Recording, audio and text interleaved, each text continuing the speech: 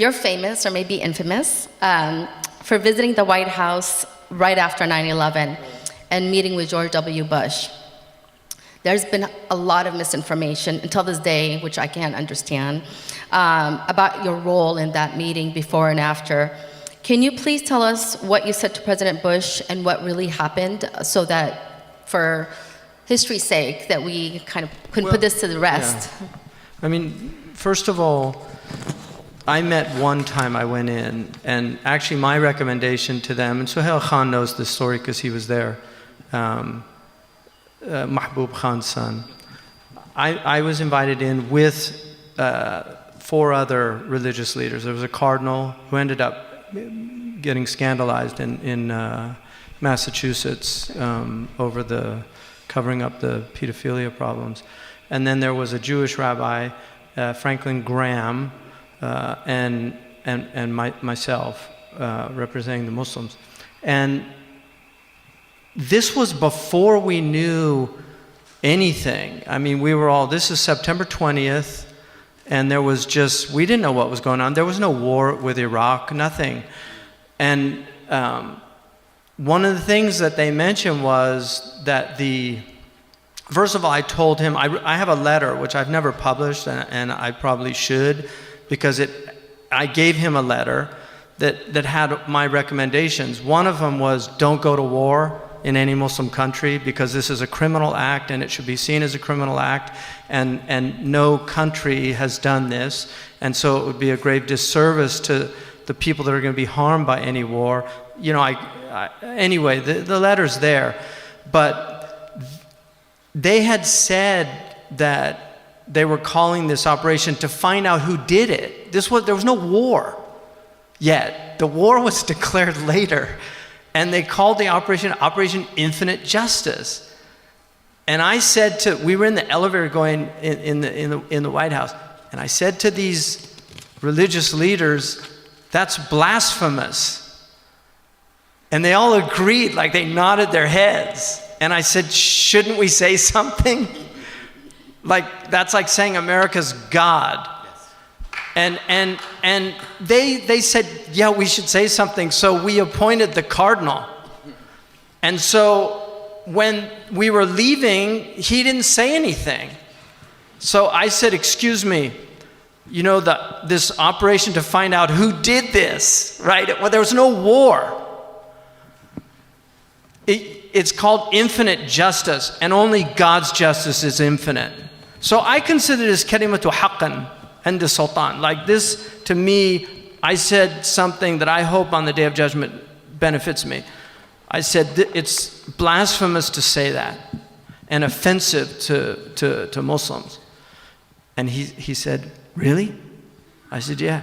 He said, call the Pentagon, get them to change it. We don't have any theologians in the Pentagon. That's what he said, literally.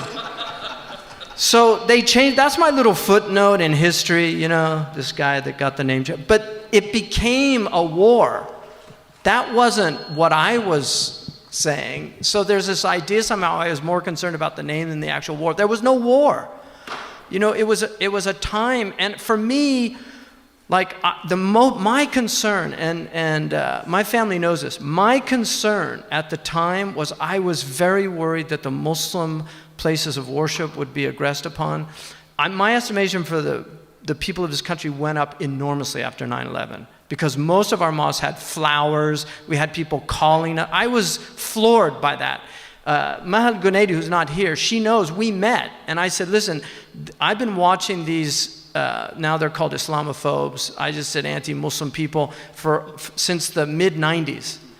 And these guys are going to use this as an opportunity to completely create a smear campaign against our community and make us look like a fifth column in the United States. That was my concern, was how Muslims are going to be viewed, about how Muslim women wearing the hijab are going to get accosted, our children being bullied. Those were all my concerns at the time. My concern was this community, we're here, we live here. We've been here for probably at least 400 years, Muslims, on these shores. We're here, and as far as I know, nobody's going anywhere, at least the vast majority of us. We have to live here. And if people don't know who we are, if we allow other people to frame who we are, then we've been framed. That's right. Right? And Islam, our Sharia says you have to obey the laws of the land. The verses that were read earlier, those opening verses are to the rulers. Give people their trusts, because you have a sacred trust as a government. Give people their amanat. And if you judge justly. And this is good advice. But then the advice is to the people, the citizens. Obey God, obey the messenger. In other words, be virtuous and upright. Because we don't have any penal code, none of those things of Sharia that have to do with laws of criminal justice and things. That has nothing to do with Muslims other than people in authority in Muslim lands, and that's their prerogative. But then it says, and obey those in authority from you. In other words, Muslims, by consensus of our scholars, are obliged to obey the laws of the land. And if they're secular laws, they have to obey them. The only thing that we don't obey is if somebody makes a law that everybody has to drink a toast on Christmas with wine. We're not going to do that.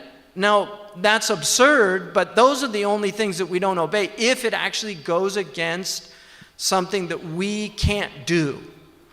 But everything else we have to do by law. That's the Sharia. In the country of the United States, the Sharia is the Constitution of the United States. And that is what all of our scholars have said.